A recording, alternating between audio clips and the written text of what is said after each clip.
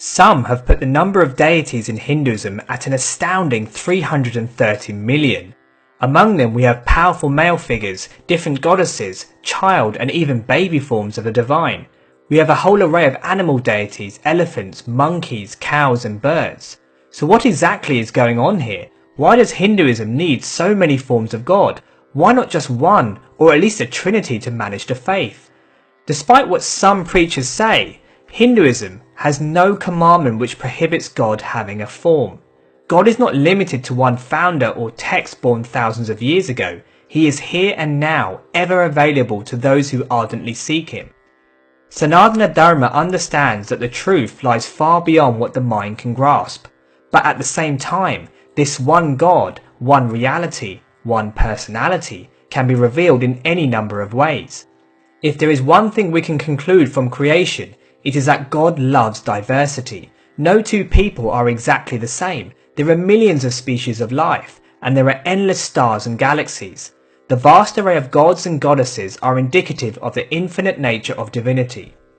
In Hinduism, there is an inherent appreciation that although God is unknown, he possesses endless qualities and attributes.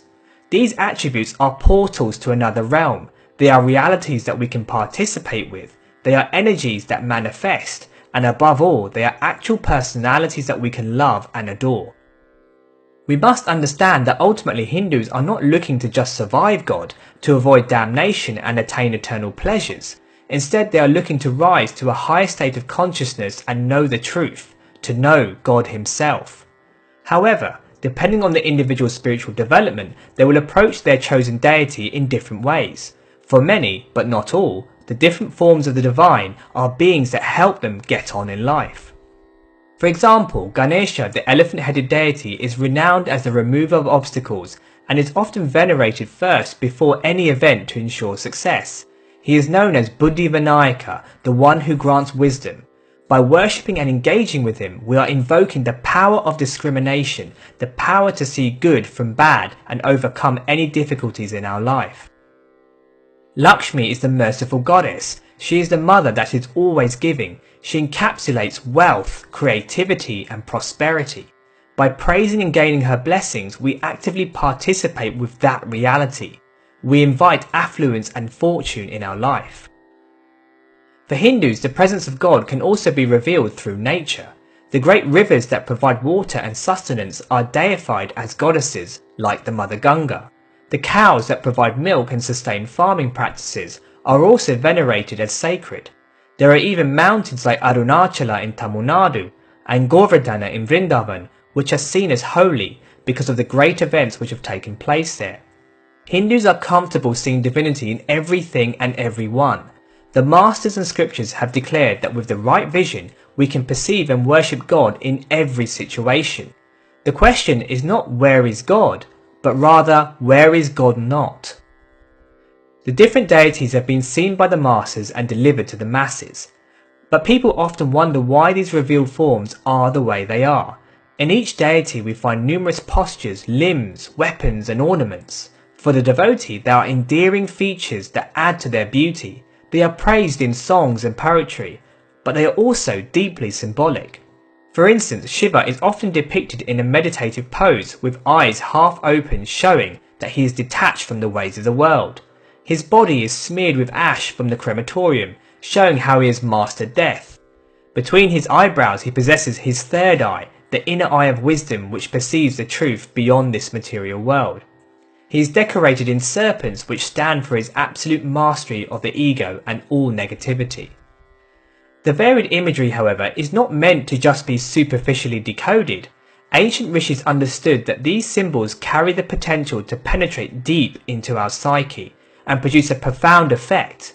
They can awaken aspects of ourself and cause a change that dry philosophy and theology could never achieve. Along with each deity we find a whole body of literature, often in the Puranic scriptures. There are various stories showing their different pastimes. We read about how they conquered demons, rescued those in distress, and bestowed blessings to their devotees. We can look at these in different ways. For some, they are actual real events to get absorbed in and enhance their devotion. For others, they are deeply symbolic, holding powerful life lessons. Whereas some minds might insist on such stories being either fact or metaphorical, Hindus are very comfortable accepting both views at the same time, an idea we will be exploring in the next video. Although Hindus will often approach the different deities for material benefits, the highest goal is to realize the divine's presence within and know God in truth beyond the mind and physical existence. To do this, one has to nurture one's bhava, or emotional connection. Without this bhava, we will never sincerely be able to connect with God. Simply worshipping and performing rituals in a dry, mechanical way will not open the gates to the supreme reality. It is a deep, sincere connection that pulls God to reveal himself through the deity. The devotional traditions acknowledge that every individual sees things differently. There is an understanding that we all have a unique bhava and will relate to God through that particular lens. The different bhavas we carry will mean we will be attracted to various deities in different ways. For some, God has to be Krishna, the mischievous, all-attractive person who lived in Vrindavan and won the hearts of all those around him. For others, the ultimate reality is Kali, the wild, untamed mother who destroys all negativity and is ever compassionate. These ideas have led to the various devotional traditions. Vaishnavism sees Vishnu and his various manifestations as the ultimate godhead. Shaivism sees Shiva as the supreme. And the Shakta groups see the various forms of the goddess as the highest. Each tradition is a response to the feeling of devotees, and each tradition has a long lineage of masters who have embodied the highest devotional states for that deity. But the diversity doesn't just stop there. Even amongst each major deity we find even more expansions. For instance, Vishnu has a number of avatars or incarnations like Krishna, Rama and Narasimha. Narasimha is the half-lion, half-man deity, who is fierce and full of rage, ready to protect his devotees and destroy all evil influences. But even the incarnation of Narasimha has other forms. When he sits with Lakshmi, he is calm and benevolent and easily approachable. When he assumes a meditative pose, he is known as Yoga Narasimha, contemplative and introvert. So amongst the devotees of Vishnu, there will be those who are drawn to him as Narasimha, and even amongst the Narasimha devotees there will be those who connect with a specific form of him. Hence, even with one deity there can be many different variations, and each one is a specific aspect or mood of the divine and a reflection of the unique bhava of the devotee. As the Sanskrit saying goes, Yad bhavam tat bhavati, as is the feeling, so is the result. The ultimate supreme reality beyond the mind takes the form that we cherish most. The deity that best invokes an intimate, personal relationship within is known as our Ishtadeva, and of course, this will be different for every individual. In the devotional movements, we are encouraged to seek out and dedicate ourselves to the form that we hold dearest. By worshipping, surrendering and constantly meditating on this form of God, the deity becomes awakened in our heart. It pervades our world and reality. We become fully absorbed in this form, in all its glory. Then we begin to see it everywhere and in everyone. Gradually, through intense devotion, we encounter firsthand the ultimate divinity that lies beyond the mind and all material existence. This is the goal of all yoga practice. Depending on who we choose as our Ishtadev, God plays different roles.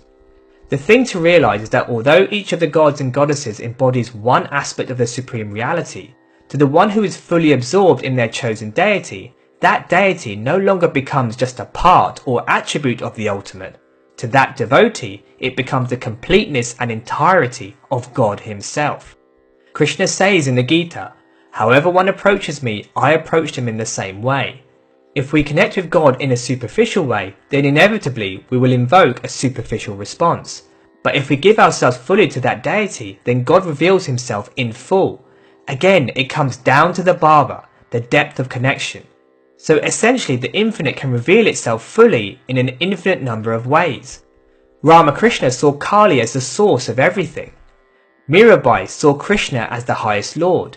Each saint and master realized the truth through different deities. Such masters have taught and shown that worship of one's chosen form of God is a powerful spiritual practice that makes the ultimate become intimate.